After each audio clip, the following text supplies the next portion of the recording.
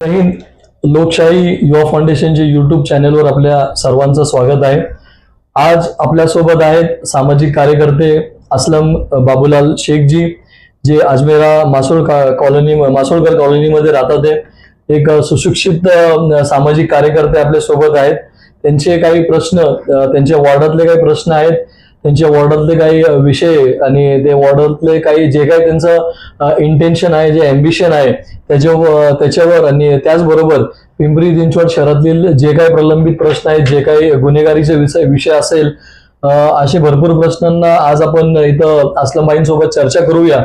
त्यांचं अखेर काय मत आहे, त्यांचं नवीन विजन काय आहे, काय नवीन विजन घेऊन ते लोकांसमोर जाणार आहेत आणि काही लोकांच्या समस्या सोडवण्याकरता त्यांचे काय नवीन उपयोजना आहेत, त्या सर्व बद्दल आपण असलमबाईंची आज चर्चा करणार आहोत. असलमबाई, आपलं लोकशाही युट्यूब चॅनलवर आपलं सहर्ष स्वागत आहे.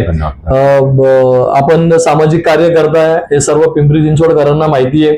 इथले नगरसेवक असो किंवा आमदार असो किंवा खासदार असो आणि सर्व जाती धर्मातले जे काही सामाजिक कार्यकर्ते असतील, धर्मगुरू असतील, आपण सर्वांनाच सोबत घेऊन चालताय आणि नेहमी सर्व जाती धर्मांना सोबत घेऊन सर्वांचं एक चांगलं काम करताय आणि चांगला संदेश आपण समाजासमोर देत आहे. असलमबाई, अचानक आपण हे राजकारण मध्ये येण्याचं का असं ठरवलं की समाजकारण तर आपण एवढं वर्षापासून करत आहेत, आपल्याला घेऊनच इथले स्थानिक जे नेते मंडळी आहेत ते राजकारणामध्ये न घेता आपली मदत घ्यायची आणि कुठंतरी नगरसेवक म्हणून निवडून यायचे, आमदार आणि खासदार म्हणून निवडून यायचे. पण आज अचानक आपण आपली भूमिका बदललेली आहे की राजकारणामध्ये आपण असं आपल्याला यश का वाटलं? बघा, राजकारण म्हणण्यापेक्षा जसं तुम्ही सांगितलं की समाजकारण आपण करतोय, समाजकारणच हा माझा हेतू आहे. राजकारण हे तर पुढचा विषय आहे.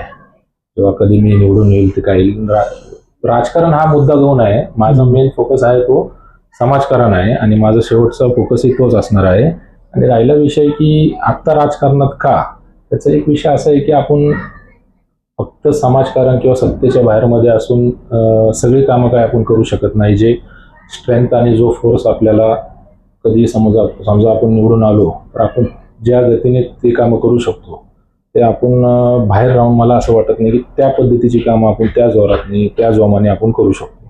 म्हणून लोकांचा असा तिकडनं हे कौल होता की आम्हाला बदल पाहिजे, आम्हाला हे प्रलंबित प्रश्न जे आजपर्यंत चाललेले आहेत वॉर्डातले, विशेषतः मासोळकर अजमेरा कॉलनी, तर लोकांना असं हे होतं की आम्हाला एक नवीन चेहरा पाहिजे, आपल्यातला पाहिजे, जो आपल्या सर्वसामान्यांना समजून घेऊ शकतो आणि पुढे जाऊ शकतो, प्रत्येकाचे जो डायरेक्ट टचमध्ये असू शकतो.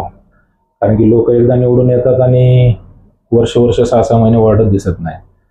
तर बस तेवढंच आहे की जर पब्लिकनी, जनतेने कौल दिला तर नक्कीच मी निवडणुकीला समोर जाणार आहे आणि काय बदल जेवढं काय माझ्याकडनं चांगलं घडवता येईल ते नक्कीच मी घडवून देणार आहे.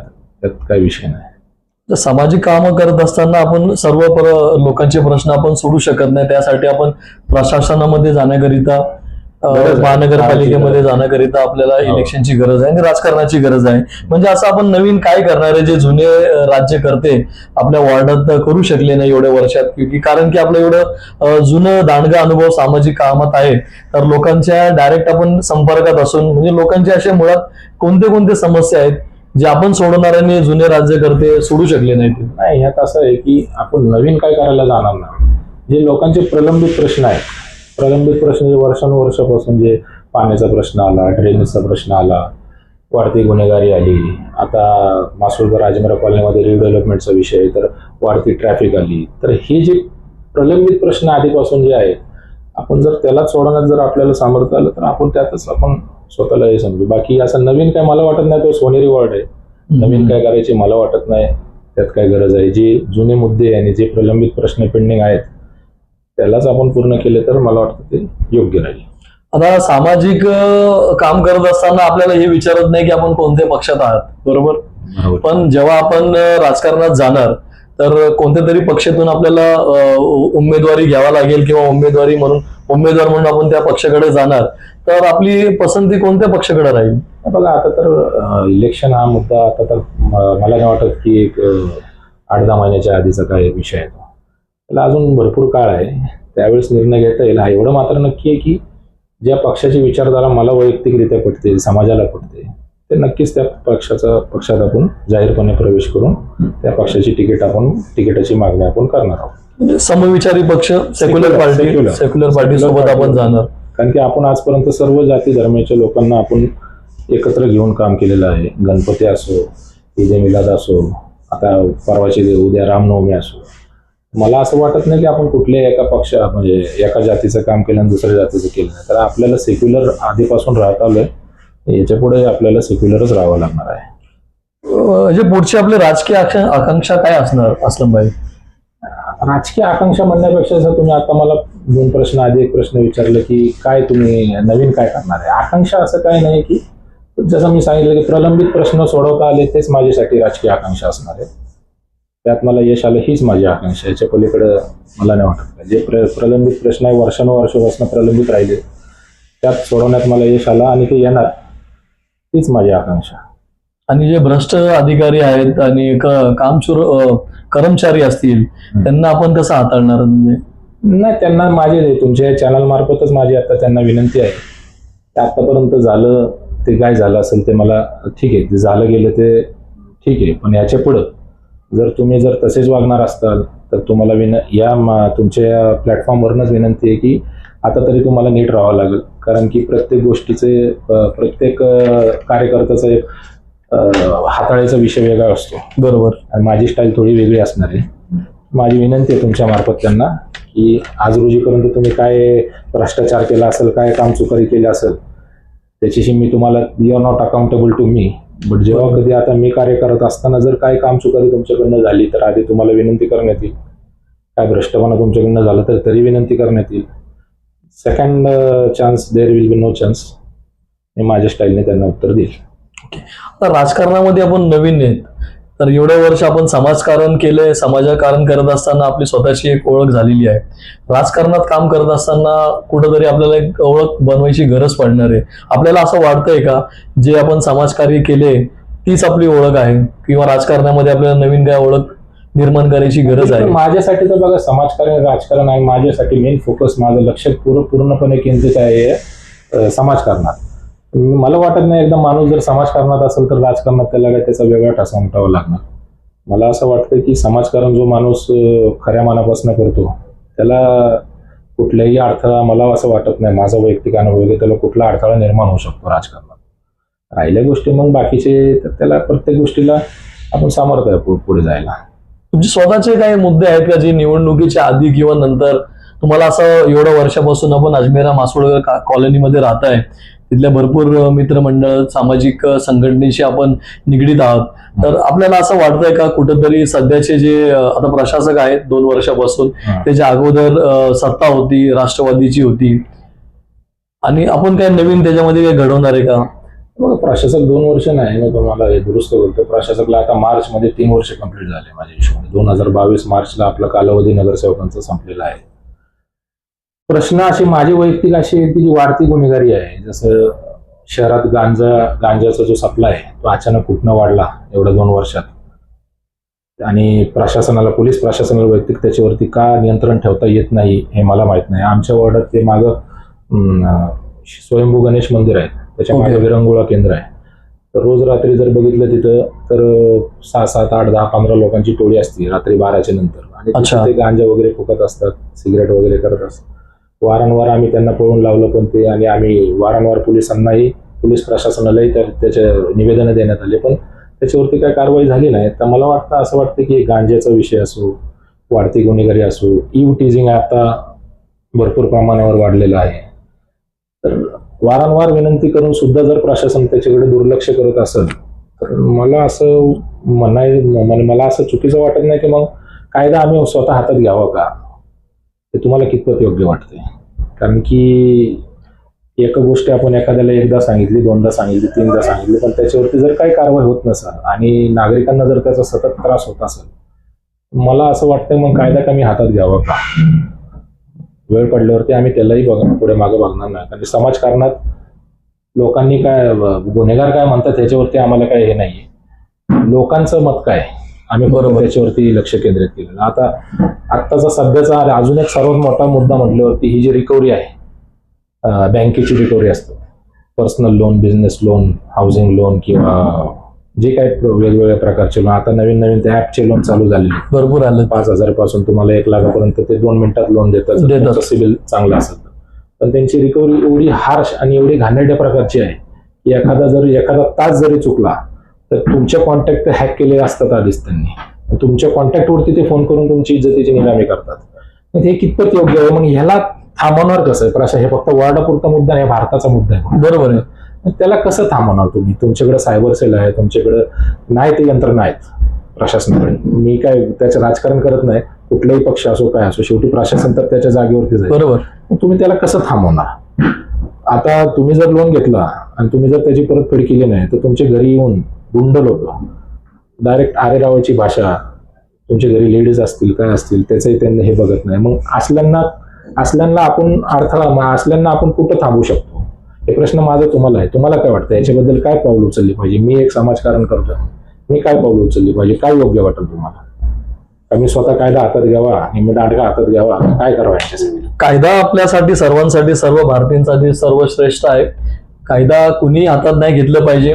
कायदेशीररित्या जे काही गोष्टी बेकायदेशीररित्या आपल्या वार्डात चालतात किंवा आपल्या शहरात चालतात ते आपण पोलीस प्रशासनाला वारंवार विनंती करून सुद्धा जर काम होत नसेल, माझा प्रश्न तोच तिथंच आहे अजून, की वारंवार त्यांना विनंत्या करून, विनवण्या करून, निवेदनं देऊन जर तो प्रश्न सुटत नसेल आणि तोच त्रास जर सतत नागरिकांना चालू असेल तर त्यासाठी लोक आमच्याकडे येतात. तर तुम्ही काय करताय?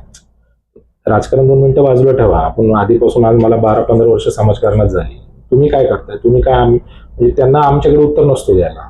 अशाच परिस्थितीमध्ये तुमची काय अपेक्षा, आम्ही काय केलं पाहिजे? माझ्यासारखे अनेक समाज कार्यकर्ते जे आपल्या वॉर्डात काम करत असतात. मग तुम्हाला वाटत नाही की तिथल्या नगरसेवकांची, तिथल्या स्थानिक आमदारांची, तिथल्या खासदारांची जबाबदारी यांना कसा आळा करता येईल? रिकव्हरी एजंट झाले, गुंड झाले, गांजा आले, टीजिंग आली. फक्त निवडणुकीपुरतं बोलायचं आणि नंतर स्वतःचं काम बघायची फक्त, हे कितपत योग्य वाटतं? नाही, हे तर योग्य नाहीये. लोकप्रतिनिधीचं काम आहे आपल्या जनतेशी तो संबंध टिकून ठेवला पाहिजे, जे निवडणुकीच्या अगोदर पण त्यांनी टिकून ठेवले होते.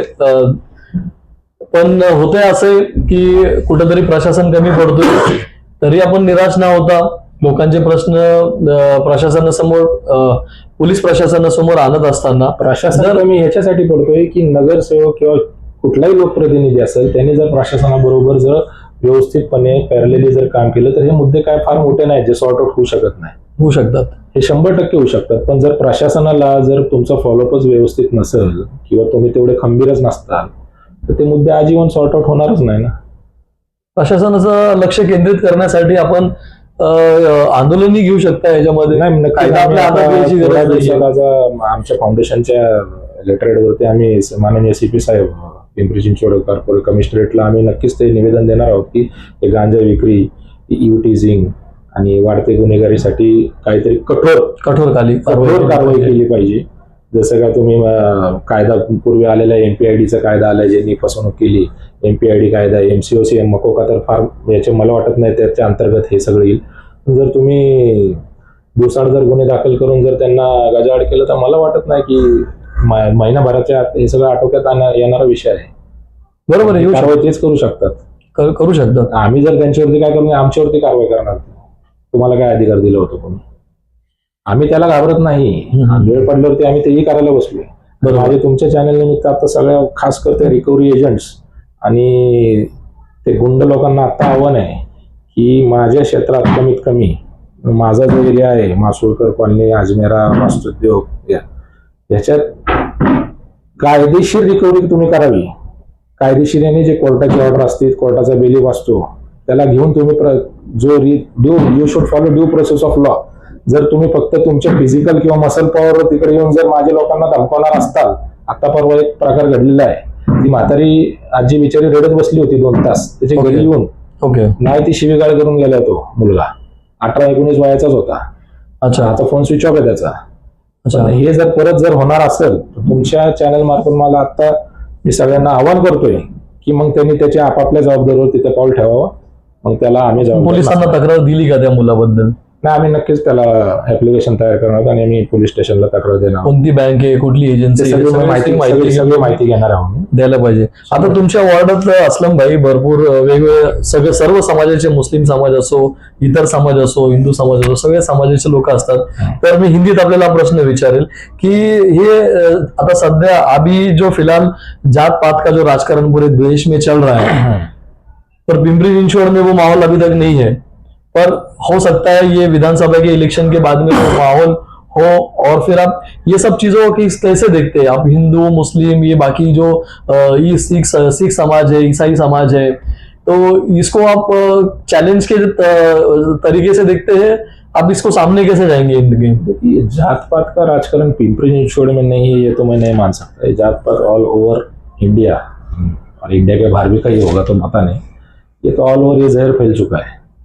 अब ये है कि इस जहर को रोका कैसा जाए, उसको कम कैसा किया जाए. इसके लिए है कि हर समाज के आदमी ने, चाहे हिंदू हो, मुस्लिम हो, सिख हो, ईसाई हो, जो अपने अपने लोगों के साथ में बॉन्डिंग हर एक दूसरे के साथ में, जैसा अभी परसों ईद हुई हमारी, ईद के दिन हमारे काफ़ी सारे मुस्लिम दोस्त तो कम, हमारे मेजोरिटी 90% हिंदू और तमाम जाति धर्म वालों से दोस्ती, तो हम लोग ने आया, उनके दिवाली में हम जाते. तो यही जो सालों से चलता है भाईचारा, ये अगर कायम रहा तो मुझे नहीं लगता इसमें गंगा जमुनी तहजीब जिसे कहा जाता है. बिल्कुल. ये देखो, राजकारण करने वाले तो राजकारण करते रहेंगे, उनका वोट बैंक है, ये मुस्लिम है, ये हिंदू है, ये मराठा है, ये माड़ी है, ये बैकवर्ड है. इससे अपने को, मुझे नहीं लगता इसका राजकारण करने की किसको जरूरत है. लेकिन अब जो करते हैं उनको कोई रोक भी नहीं सकता. ये पर्सनल आज की पीढ़ी जो सीखी पड़ी है, जिसने वेल क्वालिफाइड जिसको हम कह सकते हैं, उन्होंने समझना चाहिए, उन्होंने सोचना चाहिए कि जो चल रहा है कहाँ तक सही. आज आप सोशल मीडिया पे देखेंगे तो इतना जहर भरा है.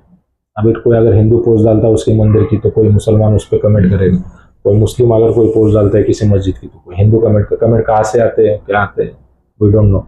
और ये हो रहा है. तो इसको एक साथ में तो खत्म तो नहीं मैं बोल सकता है खत्म होगा, लेकिन यह है कि इसको काफी मात्रा में कम किया जा सकता है अगर सर्व जाति धर्मी लोग अगर साथ में आके एक दूसरे के त्यौहार में योगदान करें. जैसे कल रामनवमी है तो उधर मैं खुद रैली में सहभाग होकर उनका सत्कार करूँ. अच्छा. तो एक मैसेज जाएगा कि प्रभु श्री राम से मुसलमानों को कोई ये नहीं है, जय श्री राम नारे से भी मुसलमानों को कोई ये नहीं है. लेकिन प्रॉब्लम ये होता है कि तुम अगर पर्टिकुलरली किसी मस्जिद के सामने जाके जोर जोर से लाउड स्पीकर करेंगे तो फिर वहां से इशू क्रिएट होता है. वही ईद मिलाद के टाइम वाइस वर्षा आप ले लो, किसी मंदिर के सामने जाके जोर से डीजे रैक लगाएंगे, ये वहां से इशू क्रिएट होता है. पर्पसफुली जो करते हैं वो भी समझ में आता है, और जो गलती से कोई होता है वो भी समझ में आता है. लोग, मुझे ऐसा लगता है कि हर एक, everyone should be responsible on their own terms. हर एक ने अपने अपनी जिम्मेदारी, हर एक ने अपने अपना समझदारी से काम लेना चाहिए. बहुत सोफा है, इजी है ये, लेकिन लोग दूसरे के बहकावे में आके कुछ ऐसे काम कर जाते हैं जिसको फिर बाद में रिवर्स नहीं आ सकता. जबान से निकली हुई बात अगर अभी मैं कुछ बोल दूं तो वी कैन नॉट एडिट ना, we can not do that. यही बस इतना है, और बाकी आगे तो काम जारी रहेगा. One last question, what is the best message that you are going to give to the people of your ward and the people of the Pimpri Chinchwad city? The best message is that be secular. Okay. दुसरे के साथ जाओ, प्रत्येकाने एकमेकांबरोबर मिळून राहावं. राजकारण येईल, election येईल जाईल, ते काय नाही, मी निवडून येईल किंवा मी नाही येणार तो विषय नाहीये. हे समाज पुढे जाणारच, वेळ काय थांबणार नाही कोणासाठी, नहीं थांबणार. किसी के सलिए कोई रुकता नहीं, no one can stop anyone. ठीक है, सबने अपना अपना ये करो. हर एक से जो पहले से चलते आया था, जो मेरे हिसाब से 90s का दौर था, वही दौर अगर 2025-26 में आ जाता है तो इससे अच्छी और क्या बात होगी. हे होते असलम भाई, आमचं आपलं खूप खूप आभार आमच्या चॅनलवर आपलं इंटरव्ह्यू दिल्याबद्दल, आणि आपली जी भावना आहे, आपलं जे विजन आहे ते लोकांपर्यंत पोहोचण्याकरता आपलं या चॅनलवर येण्याकरिता आपलं खूप खूप आभार. हे होते असलम भाई शेख, जे एक सामाजिक कार्यकर्ते आहेत.